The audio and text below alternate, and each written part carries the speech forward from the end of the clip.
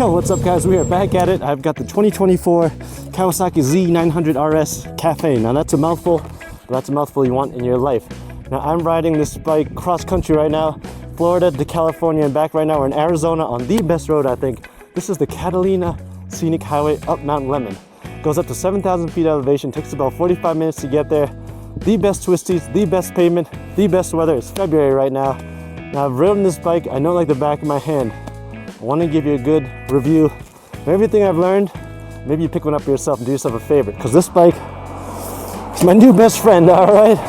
Let's hop on the bike, let's go for a review. Let's get it. We are on the 2024 Kawasaki Z900 RS Cafe. Now this is the most beautiful thing I've ever seen with my two eyes, not just including motorcycles, but in all of eternity. Now this Kawasaki Z900 RS Cafe, it's in Diablo Black Metallic or Metallic Black Diablo, one of the three. Now it's beautiful. In pictures it looks freaking gorgeous. Up close and personal with the sun shining on it, you can really see all the details. It's got like a little metal flake looking shine to in the paint. So this Diablo Black is freaking evil and it's freaking beautiful. Now this bike MSRP around 12,000 new. I got a 2024 brand new at the beginning of 2025, so I got a couple grand off. Maybe you can find a deal like that yourself. Now this is the freaking gorgeous RS Cafe, which stands for Retro Sport Cafe. You can see with the fairing, with the mirrors, and with the seat, it's kind of got those cafe racer vibes. Now one thing I did switch up was the seat. The initial one, the stock one, has about 32-inch seat height. Now I'm 5'10". You can see the seating position here. When I'm on it, my feet are almost on the ground. Now I did switch up the seat to one that's a little lower and a little thinner because I like having my feet planted. So now with the new seat from Japan, I have both feet flat on the ground at a stop, which I love. Now the riding position, it's not super sporty. You're not on top of the tank. You're not sitting in the bike either. You're like right in the middle. So you can see here the feet aren't mid-control, so they're like slightly rear, towards the rear. So you can see, and it's pretty comfortable. When I lowered the seat, there's less stress on my wrists, less stress on my neck and my lower back. So having a good saddle, it's really a good investment. Aside from that, this is one of the rare bikes that really doesn't need any mods whatsoever. On the forums, that was one thing that sold me. People said, you know, the bike straight out the box is fantastic. Now this motor, the exhaust, it's tuned freaking gorgeous. Second gear, let me see. Let me just show you here. I'm gonna slow down to first gear, and then we're gonna rip on it. We're gonna. Oh, you heard that? Second gear, get you an eargasm. Freaking, they tuned it so it has this like whine to it. It's almost like a supercharger. The intake sounds like see. Sorry, that's what it sounds like every time I'm in second. Oh my goodness, I feel like Speed Racer. It's freaking amazing. Now the motor, this is called the Z900. It's actually 948cc motor. The Japanese are funny like that. I think they didn't want to sound the name sounding bad, like the Z948. Z900 is much more cleaner.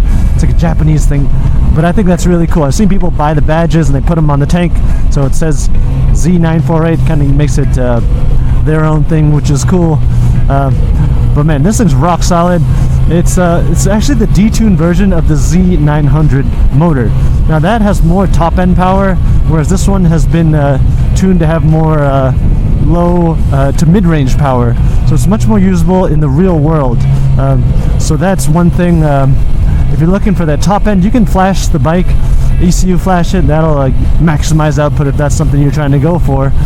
Now, first and second gear, slightly twitchy. Initially, I've read on forums too, people had that flash, ECU flash, and that'll get rid of the twitchiness. What I mean is, you touch the throttle and you're going. It's like off and it's on, even if you roll on it. So it kind of can like jerk you sometimes, not in a good way. So you better get used to that. I've ridden the bike cross country, so I know what it feels like, and I got the muscle memory now, so it's not a problem. But if you really want to nip it in the bud initially, I mean, you can flash the bike. I'm going to slow down in a second so we can enjoy some of this ride here. And the views. We're on Mount Lemmon, best road in all of Arizona, quite possibly the States, and quite possibly the world. But yeah, if you want to flash it, you can get it flash. If you want that higher power, maximize the output, you can definitely do that. Now, as far as handling, inverted front forks, adjustable, adjustable rear shock, really good handling, braking, dual disc brakes, 300 millimeter up front, ABS, single disc brake rear, 250 millimeter ABS, traction control adjustable to two levels, depending on how much you want traction control to take over in tricky situations. It's got dual overhead cams, freaking liquid cooled, 4-cylinder, 4-stroke, rock solid motor. This thing's gonna get you around town. It's gonna get you across country if that's what you want. All I had to do was put some saddlebags on it and a duffel bag, and I've ridden 5,000 miles across country, no problem. Super comfortable too. Like I said, once I replaced the seat, my ass is comfortable, my life is comfortable. So one thing about this engine is that the engine braking is really strong. Like when you're coming up to a hairpin like this, listen, you really just don't even have to ever touch the brakes and just let the engine braking do it for you. Now some people really like that, some people don't. Sometimes it can be a little dangerous because you're not using your brake lights.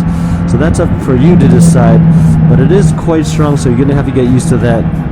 Now the 0 to 60 on this bike is pretty great. It's about 3.5 seconds, Kawasaki claims. I can show you a little clip here. Ready, steady, confetti, go! Woo! 30, 50, 60. Man, that's quick. That is the one way to wake you up in the morning. And one other thing, this engine is so capable.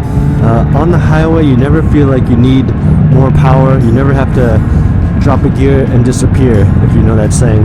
There's always plenty of power on tap, even in 6th gear at cruising speeds. Now here's just a clip on the highway to give you an example. So we're cruising at 80, 5,000 RPMs. If you want to pass any truck or car, all you gotta do is simply a little more throttle. We're already in 6th gear, and it just has so much extra passing power. I barely brought up the RPMs to like 5,500. One thing I might switch up are these mirrors. I don't know if I like the whole Dumbo look. It's up to you. I know they're going for a retro vibe, but I mean, I might put some bar end mirrors on there, make it look a little cooler. Aside from that, this is still the most beautiful thing I've ever seen with my 2 eyes. Miles per gallon, you know, it's got a 4.5 gallon tank.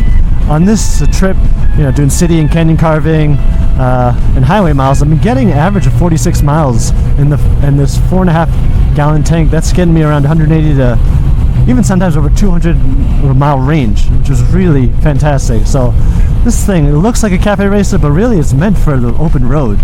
You can just grip it and rip it. This thing is sweet in any any situation here. One thing that I noticed that's kind of annoying is that sometimes in neutral, if you're trying to hit down to first, it won't engage. So you have to kind of rock the bike forward. Like I'm standing there at a stoplight, hitting down, down, down, and I'm still stuck in neutral. I'm like, what the hell? People are bonking at me. So you just have to kind of rock the bike forward a little bit while you're hitting down, and then you'll be in first gear. But overall, such a great bike. You know, if I'm being super picky, there is optional extras for heated grips and cruise control. You know, I just bought heated gloves, not these ones, I have them in my saddlebag. Heated gloves, and I bought this Cramp buster here for $10. That'll make it so you can just touch it up and then rest your wrist on it, and that'll engage the throttle, and I can keep my hand, you know, comfortable even above the above the grip, and I can still maintain the throttle. So the Cramp buster is a really good $10 investment. But yeah, Coronado National Park, Mount Lemmon, Catalina Scenic Highway, the best road, the best bike. I'll put a link down below for any and all things that I mentioned. I love you. I definitely recommend checking out Kawasaki Z900 RS Cafe. Love you. See you later. Bye bye.